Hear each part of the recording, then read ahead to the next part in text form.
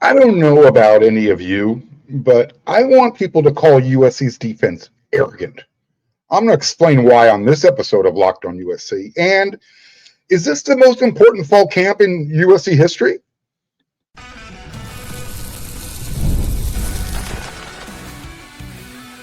You are Locked on USC, your daily podcast on the USC Trojans, part of the Locked On Podcast Network, your team every day. Fight on, everyone. I'm your host, Mark Holkin, and thank you for making Locked on USC. It's part of the Locked on Network, your first listen every day. Whether you want to watch this show on YouTube, wherever you want to download this podcast, pick a platform. This show is always going to be free, and this show is always going to appreciate your support. By the way, if you are watching on YouTube, click that subscribe button if you haven't done it yet. Don't forget that bell notification. You don't want to miss an episode, and smash that thumbs up. The more likes, the better. I'm not sure what Coach Ryan meant. I'm not sure if he meant it as a compliment, although I'll own it. But I've always said that there's a fine line between confidence and arrogance. I walk that line pretty much every day like a drunk on a Friday night. I straddle that line, I step over back and forth. I walk the straight line, but there's a little bit of a swagger, a little bit of a swerve, so to speak. Truth is, being confident can be considered, especially if you have a really strong personality. Before I spoke with Coach Rob Ryan, Coach Trojans Reed, and this goes back to yesterday's or 2 days ago, USC's media day. I had spoken with Trojans Reed and talked about the cornerbacks in the room, and I actually asked both of them, how do they identify guys who love the game for the game itself, and as opposed to players who say they really love it. So what Coach Ryan said was, I think you feel it. I think you feel it. I think it's the same job. I think it's the same with the job you guys do, the media. You start to report. You love your job. And he's looking at me. He's talking to me. He says, you're confident. You're cocky.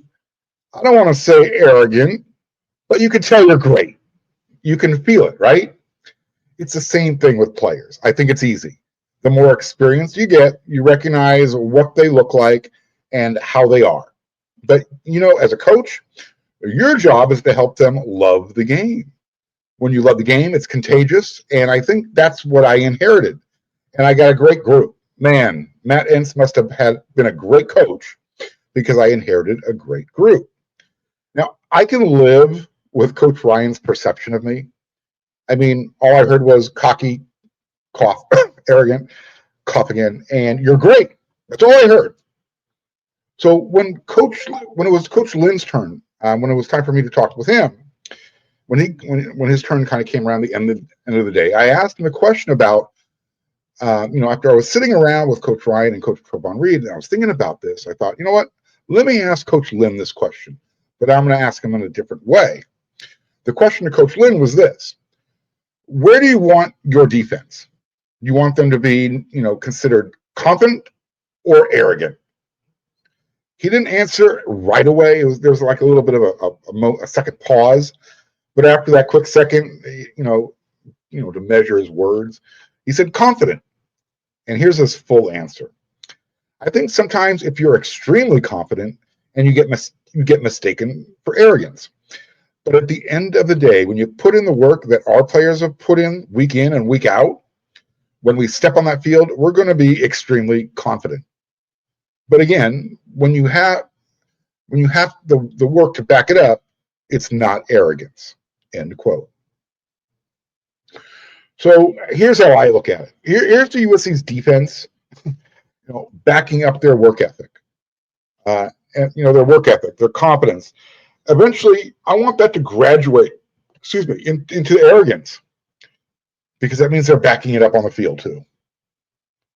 I have zero issue with people who exude confidence, who have a strong personality, who feel like, I'm good. I'm great. I can do that.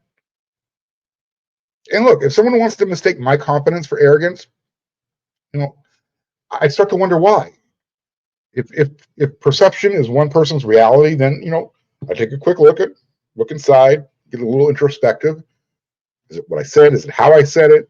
Or was I just telling the truth? I try and be honest and straight to the point as much as possible. And I think that's what a defense is and should do as well. A defense should be hard hitting. It should get from point A to point B, leave no ambiguity that you're the best. You're the best at what you do, whether it's the team as a whole or that individual player, whatever. Again, for me, it's all about the perception. Winning that, the psychological war. That's half the battle, right? When it comes to football, if you're perceived as arrogant, you tend to project a sense of superiority. And use that to your advantage. That could be a great intimidation factor. Football is physically and mentally tough. No one's going to deny how physical it is, how aggressive it is. And you've got to have a short memory. You got to get on to that next play if you get beat. There's a lot of one-on-one reps. It'll really challenge your ego. It'll challenge you, who you are. Are you good enough? Why do you think guys trash talk so much? A cornerback, when he's trash talking, he's trying to get in the head of that wide receiver. You want a better example than just that position group?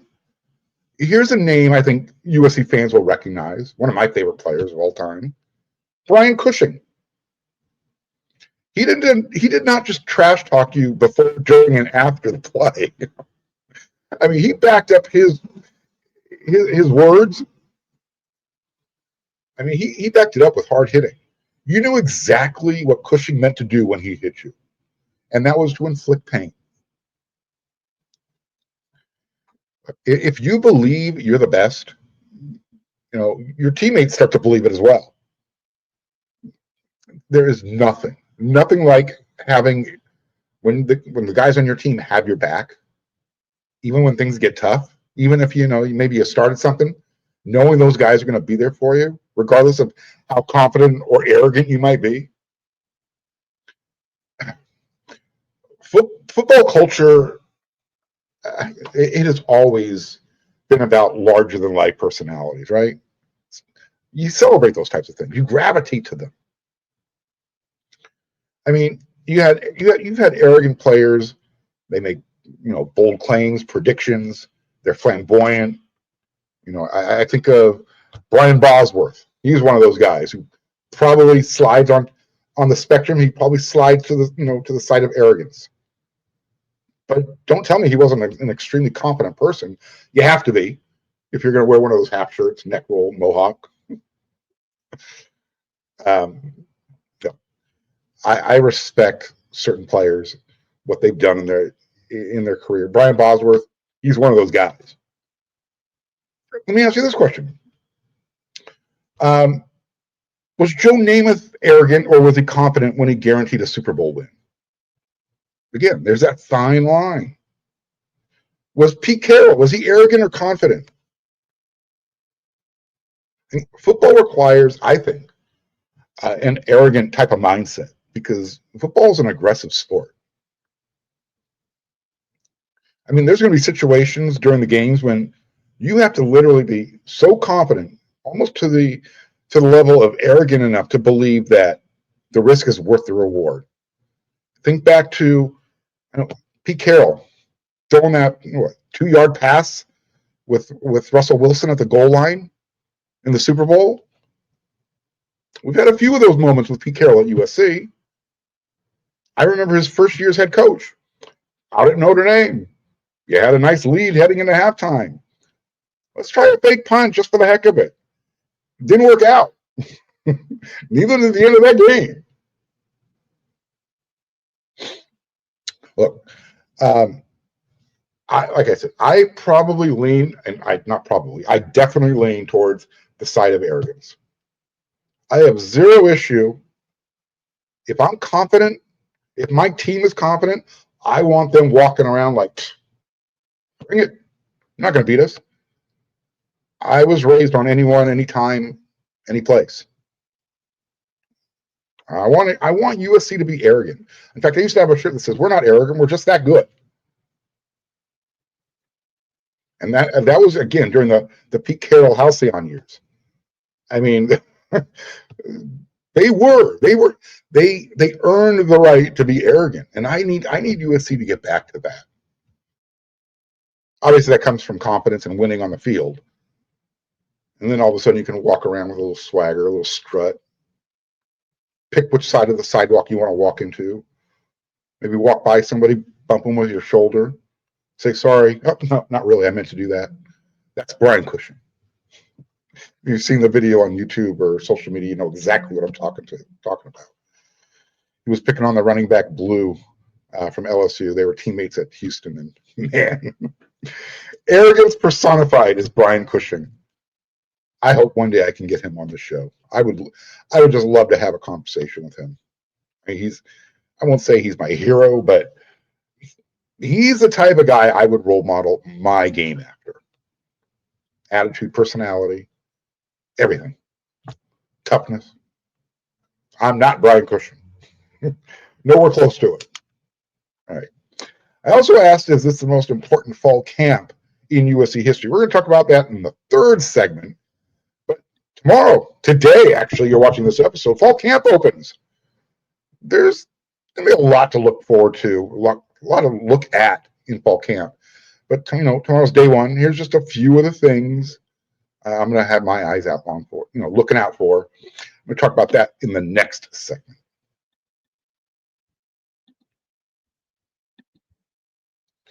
It's time to fuel up. Turn it up with a 5-hour energy transfusion. It brings the bold grape, ginger, and lime flavor of your favorite golf drink without the alcohol into a quick, energizing shot.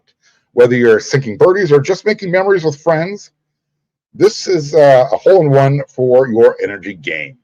And let's be honest, there's some days on the course or off of it, you just need that extra boost to stay sharp, stay energized. You just need something. Well, that's where 5-hour energy comes in. And I'm not an avid golfer, mostly because I really suck at it. I'm not good. I'm not consistent enough. I'm a grip it and rip it, hope for the best, hope it just goes right down the middle of the fairway, and I go from there. But every now and then, a little minor miracle happens. Some might call it a fluke. I guess I call it a well-calculated miracle. I asked it and I received.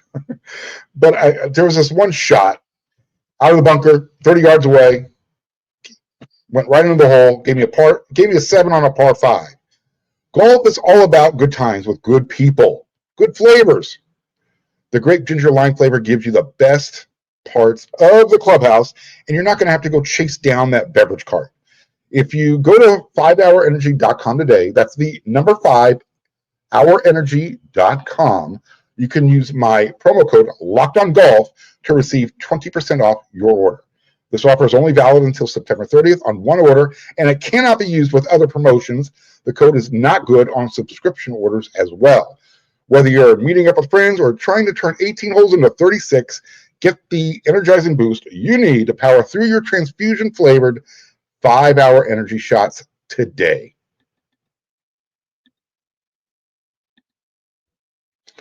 There are going to be a bunch of things, to keep an eye on over the next 25 practices. The first thing I'm going to have my eyes on, Jade Mayob. He finished last season as USC starter, and he's entering this season as USC quarterback 1. This is the first time in his career, high school, college, that's been the case, where he is the incumbent. Look, so far in his very young career, he's changed high schools a few times. And the way it's set up at UNLV, coming to USC, there was that transition year, when he showed up at USC, Miller Moss was the incumbent. So this is going to be the first time that Jaden knows he is the guy. And look, if that provides him that psychological advantage he needs, fantastic. Whatever, Make it happen. He seemed very confident at USC Media Day. I didn't spend a whole lot of time with him, just the way, I was talking to other guys, coaches, players, and by the time I worked my way over to Jaden's table, I was like, oh, like 5 minutes left. But what I saw, just a quiet confidence about himself. He answered the questions. He didn't struggle, and there was a certain amount of confidence, but a lot of a lot of humility behind that confidence as well. The second thing that obviously I'm going to focus on, and I don't know how much I'm going to see in day one, and I'm hoping I see a lot more on the third practice when the media gets to stay for the entire time, but that offensive line, it's got to figure out the center and the left guard positions. Elijah Page locked in at left tackle, Alani Noah locked in at right guard. I'm assuming Tobias Raymond is locked in at right tackle, even though Justin Tauanu is pushing hard for playing time. But then you have Jalen A. Reed, the general Jalen A. Reed, who said he's trying to be more like Killian O'Connor. And that's not throwing shade. If you missed yesterday's episode of Locked on USC, you're bad. Go check it out when you're done with this episode. Go watch, listen to the quote. It's John Ray talking about Killian O'Connor. One of the best, most insightful quotes I've read from a teammate in a long time. Coach Riley, Coach Hansen, Coach Zach Hansen, they don't appear to be overly, concerned. They know they have the pieces in that room to get it done. They just need those guys to have a little bit more experience. Fortunately, games 1 through 4, I think the schedule sets up the right way to provide that chance. That way, these guys who don't have the experience, at least through those first 3-4 games, eventually they'll be able to take off those arm floaties, go into the deep end of the pool, kind of tread water, make it happen. The running backs, Waymon Jordan, Brian Jackson, Eli Sanders, those are your presumptive 3 main guys. Are they going to make the O-line look better than they are? Or are they going to struggle when they have to run it? Those, short yard situations, those goal line situations that led to, look at the loss at Washington last year. I love what Brian Jackson said at USC Media Day about the mindset of playing running back. He said, quote, "My mindset playing running back is never let the first guy bring you to the ground." I love that arrogance.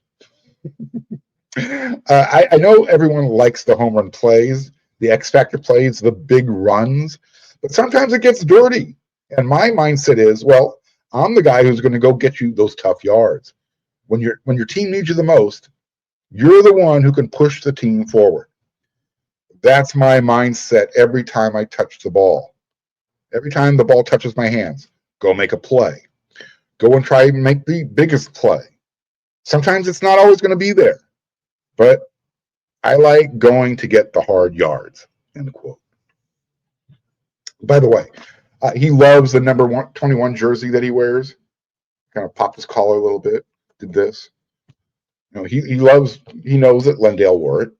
In fact, Lendale White reminded him on the phone, I wore that jersey too, represented. It was a cool little moment there.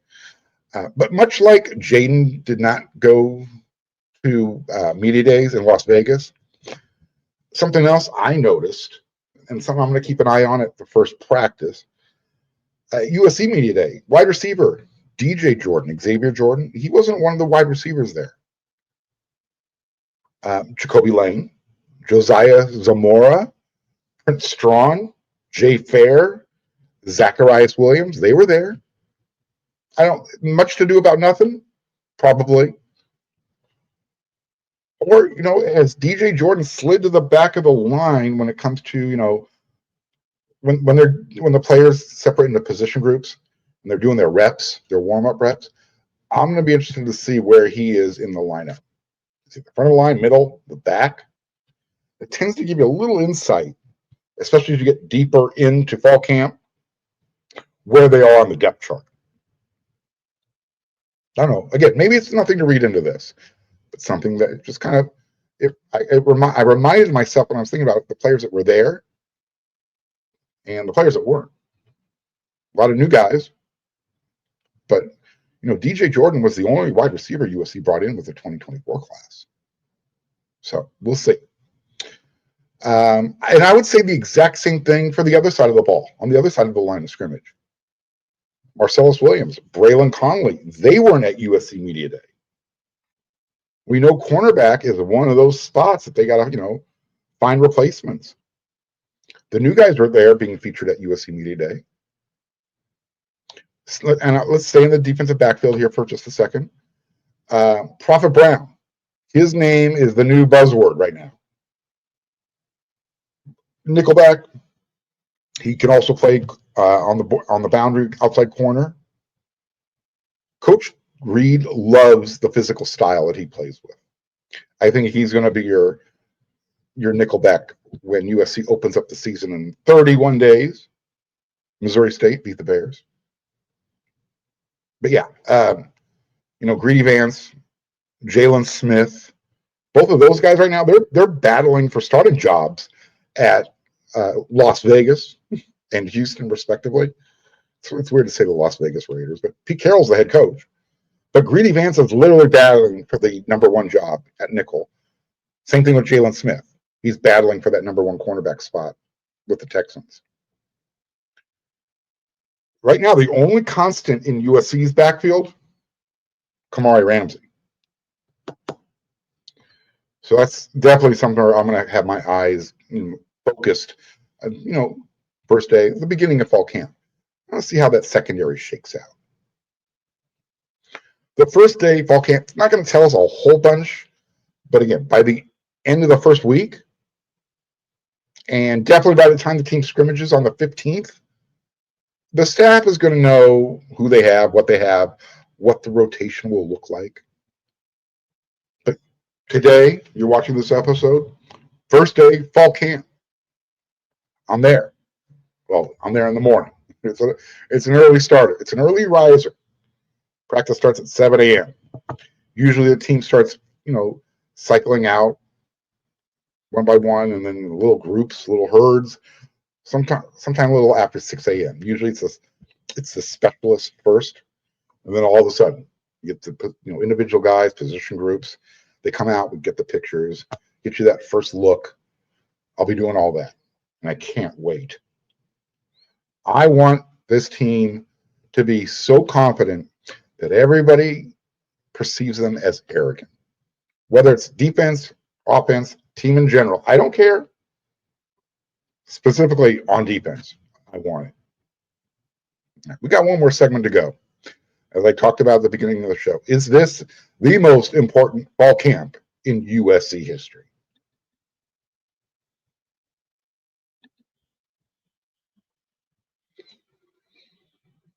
I'm not trying to be overly melodramatic about it, but I'll say it again. Is this the most important fall camp in USC history?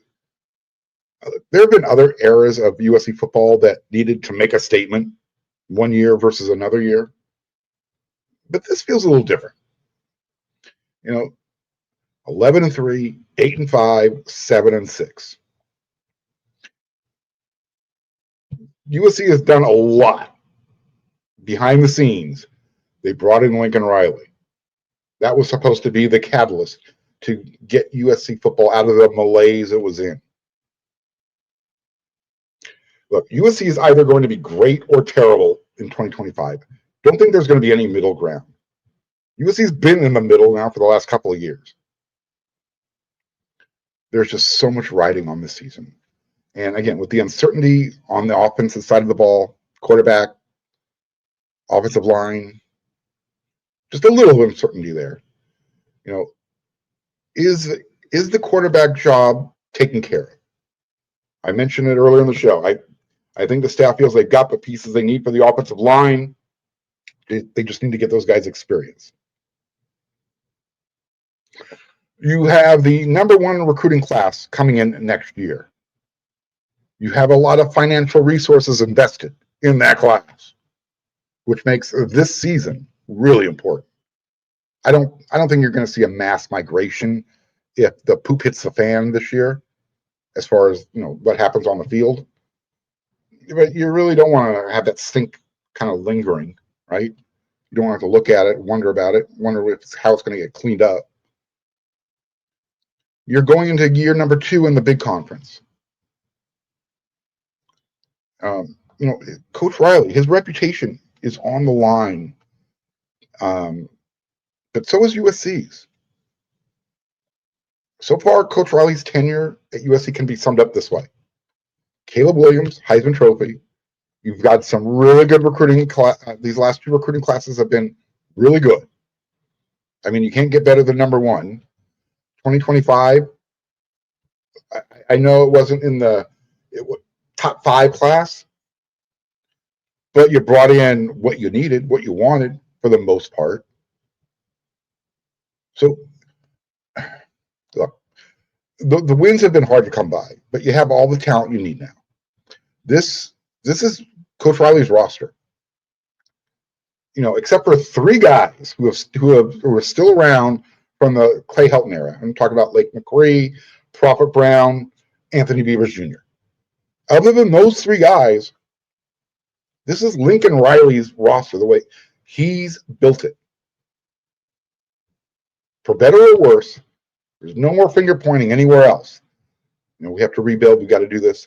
The bottom line is USC needs to have a great camp so they can have a great season.